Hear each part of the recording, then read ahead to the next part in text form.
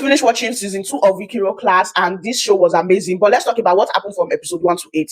The first episode, our Millie transferred to a new school, and in this new school, there is this bully who bullied this boy. Like, I cried for him anytime he was bullied by this man. And then our main lead was in this new school. He does not play with anybody. He just wants to sleep in the class. He was just like relaxing. But anyway, this boy who is a bully sent this boy to steal the main lead phone. Yes. After stealing the main lead phone, his heart was not judging him. Then he tried to talk to the main lead, but the main lead called him he was a coward and all of that. So he just decided to go and collect all the phone he stole for this bully and give it back to the owner. Then the bully decided to beat him in the class. Then our main lead stepped in to actually save him. So both of them are now friends. And then we have this guy who is also going to the same school as the main lead. He stepped in when the bully was beating the main lead and tried to stop the situation, but the bully saw that three of them are not friends, so he was trying to manipulate the situation so that he can actually fight with them in episode 2. But as the bully was trying to fight with them, this boy stepped in with his red hair. His stepping in was so iconic, and now 4 of them are now friends. They are now like close friends to talk, even though the male lead has not yet opened up because of the past incident that happened to his friend. And in this other guy, we have this guy who is like the school most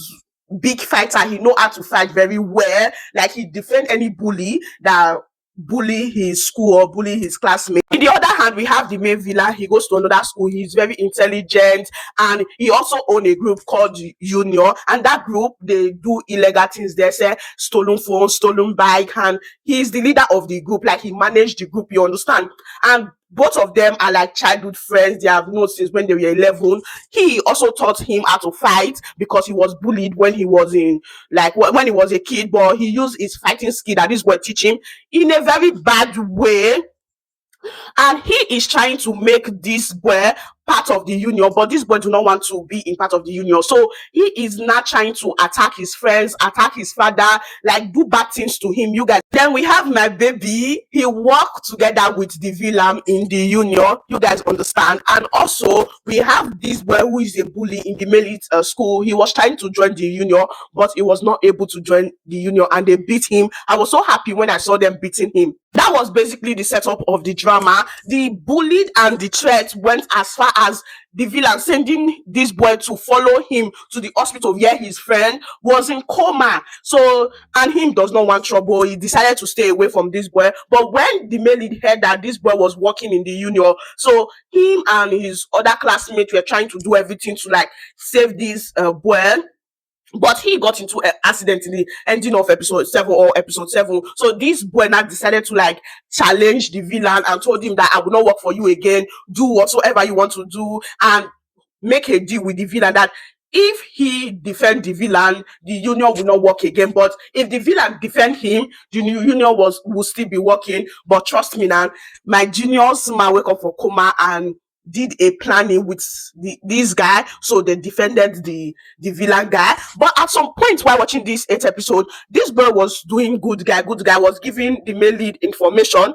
But seeing him betraying this boy, I was like, yes, nah, Apple no go just change one day. He will not just change from being a villain to a good boy. So I was not so surprised that he betrayed the male lead, but the male lead was still able to like go to the fighting space and help him defeat the villain. But after the fight, he disappeared. We were wondering what was going on with him. But the last scenes of episode 8, they showed us that he was dead.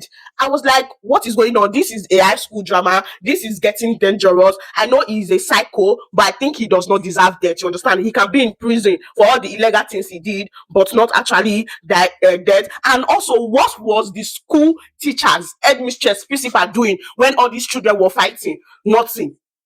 Like, I cannot understand this boy, why he became evil, because he donated money to the orphanage. He was doing like, he was once a good boy before he became evil. What prompts that evil spirit out of him? And the fact that he is very intelligent, he gets scholarship.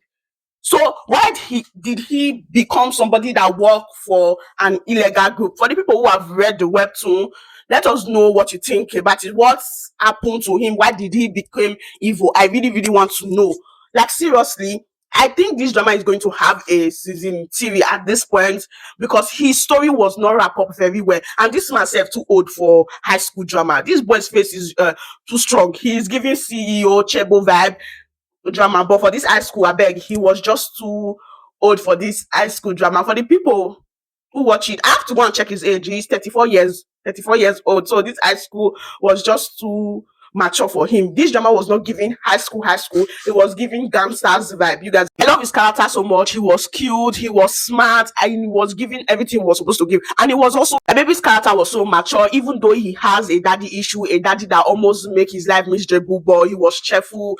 His character, his acting was, my brother man was so cute. I love him. I love his character. He nailed his character so well. The action scenes in this drama between him and the male lead was on point, guys. I love him so much, even though he was not giving much scenes. I love his character. He was loyal to his friend. He can do anything to save his friend. He was just that man. I love his character so much because of the things that have happened to him. It made him very moody. He was guilty that his friend was in coma. He was not happy, even though he later accepted that he had friends. But most part of this drama, he was not happy.